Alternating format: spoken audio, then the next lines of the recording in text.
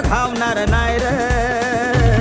संविधानाला वाचून पाय र भीम अजून जिवंत हाय र संविधानाला वाचून पाय र भीम अजून जिवंत